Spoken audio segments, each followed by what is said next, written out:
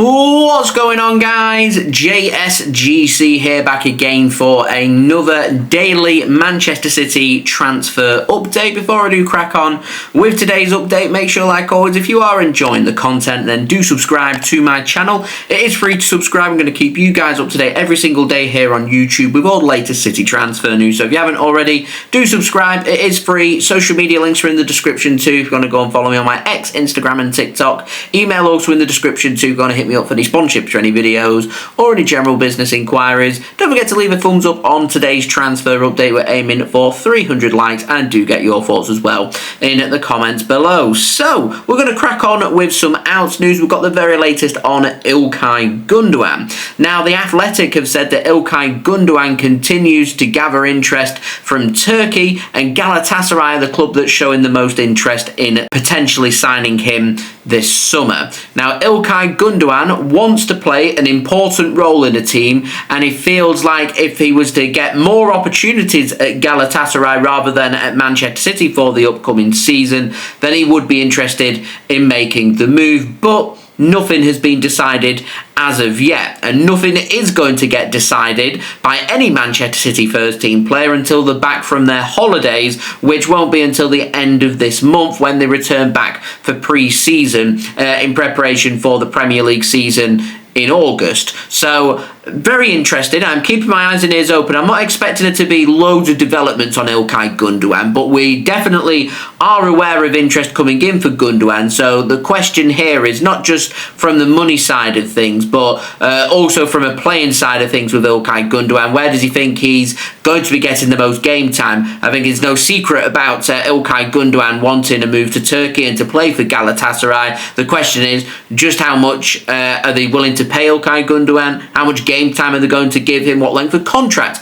are they looking at? As I've been saying all summer, when it comes to players who have got less than a year now left in their contracts, they do need to think in the long term. And if there's clubs out there who are willing to give these players a longer contract than what City are, then why wait 11 months until your contract expires to sort out your long-term future when you've already got the opportunity to do so right now? And it ends up making you more stable, and it ends up settling you in a little bit more, because it can, when your contract starts to go down, it can get quite unsettling, in particular when you don't know what the future is going to hold. So if you can sort out your future ASAP, then surely you would. So we'll see what does happen with regards to Ilkay Gundogan. And that takes us nicely onto an update on Ederson, because it's the exact same situation with Ederson as well, involving the same teams with Manchester City and Galatasaray. So Yagiz Sabuncuoglu, I hope I've said his name correctly. He's a Turkish journalist. Can be a little bit hit and miss, but what he's reported on here I find interesting, really interesting. So he says that Galatasaray want to sign Ederson from Manchester City this summer. He says that Ederson is well aware that he's only got 11 months left on his contract and wants to be thinking in the long term, and as of right now hasn't begun contract renewal talks with Manchester City. He also says that Manchester City are well aware of some interest coming in for Ederson as well, and I would be pretty surprised if it's interest from Turkey and interest from nowhere else in Ederson. I can see that if Ederson's interested in a move away from City this summer, quite a few teams being interested, including obviously the big money that's available in Saudi Arabia, and they have previously been interested in Ederson, so I'd be surprised if they don't come calling for Ederson as well. But anyway, what's been reported here by Yagiz I find really interesting, because he says that Ederson is happy to make a move to Turkey this summer as long as his salary is met. So it sounds very much here about Ederson wanting to think about the long term and bettering his wages and bettering his contract. And if that is to be his aim, and I don't blame any player for having that as their motivation, at the end of the day, once you enter into adulthood, it all becomes about making yourself financially stable whilst also trying to find the right balance of having a happy life and a happy family, etc., etc. But the finance side of things makes a lot of sense. So if you're being given a job opportunity where you're going to be doing the same job and you're going to be getting a tremendous pay rise in doing so, regardless of how much you're getting paid, if you're going to go from earning hundreds of thousands to earning millions, you're you're going to take that offer of earning millions. So I think this very much is Ederson's angle that he's looking for here, and I would be surprised if he made the move to Turkey. Galatasaray may be interested, but what I can see happening here, if I'm reading between the lines correctly, is this sounds to me like a little bit of a come and get me plea towards that big money in Saudi Arabia. We know Ederson was interested last summer, and if they come calling for him again, I can see Ederson saying, I want that big contract, I want that massive pay rise, along with a lot of my cash being tax-free. So that would make a lot of sense here, and there's been a lot of emphasis on this contract and the money side of things and the salary side of things. So if that's to be the motivation, if I was Ederson, I'd be pushing hard to try and get that move to Saudi Arabia. There's a lot of other Brazilian players that have done so. There's a lot of other nationals that have gone over to Saudi Arabia for that big money. So I wouldn't be surprised at all to see Ederson leave Manchester City this summer. I'd just be surprised if it was to Turkey and it was to Galatasaray. But once again, just putting further reiterations onto Manchester City needing to sort out the long-term futures of our goalkeepers, because we do have a goalkeeping situation. If you want to hear me speak in more detail about the goalkeeping situation, go over to my transfer show from last week, where I speak in much more detail about the goalkeeping situation. But the simple matter is Ederson's got 11 months left on his contract, and not in contract renewal talks that I'm aware of as of right now. And so is Manchester City's number 2, Stefan Ortega, also got 11 months left on his contract, and that situation needs sorting out.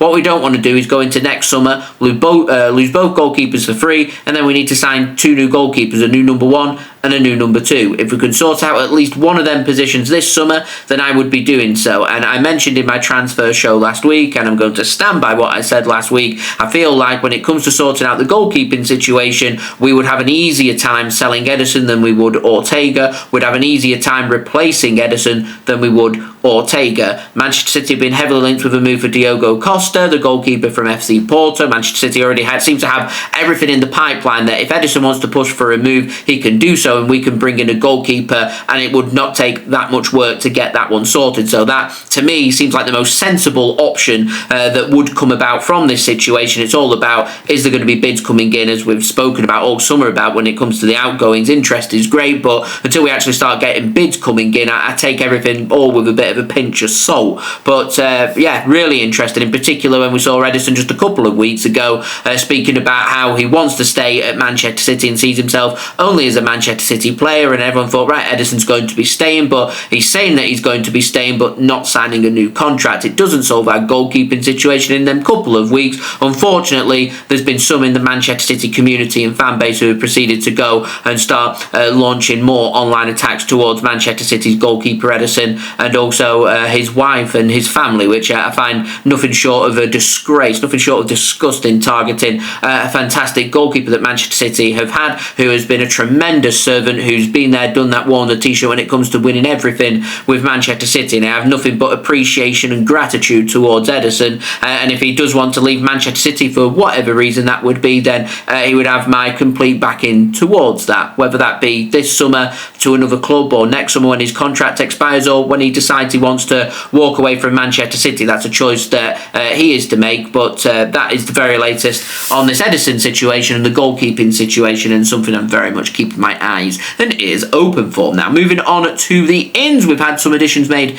to the Manchester City coaching staff, and it comes in the form of an update on Kolo Toure, who I'm pleased to announce has been promoted to the Manchester City first team as a coach on a permanent basis. He was on a little trial period during the Club World Cup. He's had a tremendous influence on the Manchester City squad, and he's been promoted from within the Manchester City Academy. So welcoming a new coach to Manchester City's first team squad. So expect to see him more on the bench and around Pep Guardiola and his backroom staff with Kolo Toure. Now, lastly, not really an ins transfer, but will definitely affect Manchester City's signings in the future. Manchester City have today announced a renewal of their partnership with Puma, who provide Manchester City's kits, of course. They're our kit manufacturer, and Manchester City have announced a whopping massive £100 million a season deal with Puma, which is going to run for the next 10 years until 2035, and it's a deal that definitely makes sense from a Manchester Manchester City business point of view, the whole package is going to be worth over £1 billion being added to Manchester City's coffers, which definitely will be meaning that Manchester City will be going out over the next 10 years and doing some serious stuff with that cash when it comes to potentially adding players to their first team squad, adding the next generation of top quality academy players, and also improving the facilities and also the infrastructure around the club and in the local area and in the community as well. So a fantastic deal, and I'm really pleased to have Puma on board for another 10 years. If they can continue to start going back to the 2023 home kit and producing kits like that, then I would be a very, very happy Manchester City fan. In terms of is it the third kit, the rain kit, the strange rain kit? I think we need a bit of a timeout when it comes to that kit. But there we go. We all love a split of opinion. So that has been today's transfer update. If you did enjoy this video, please do leave a thumbs up. 300 likes is the aim. Don't forget to get your thoughts in the comments below. Subscribe as well if you're new around here. Press that red button, press the bell, and put your push notifications on. It is free to subscribe. Also, don't forget social media links are in the description if you want to go and follow me on my X, Instagram and TikTok. Email also in the description too if you want to hit me up for any sponsorships or any videos or any general business inquiries, and I'll see you again religiously tomorrow for the next daily Manchester City transfer update, and I'm more than likely going to be doing my transfer show tomorrow afternoon as well, so I'll see you guys for that. So I've been JSGC. Thank you everyone for watching. Hope everyone is safe and well. Peace. Ciao for now.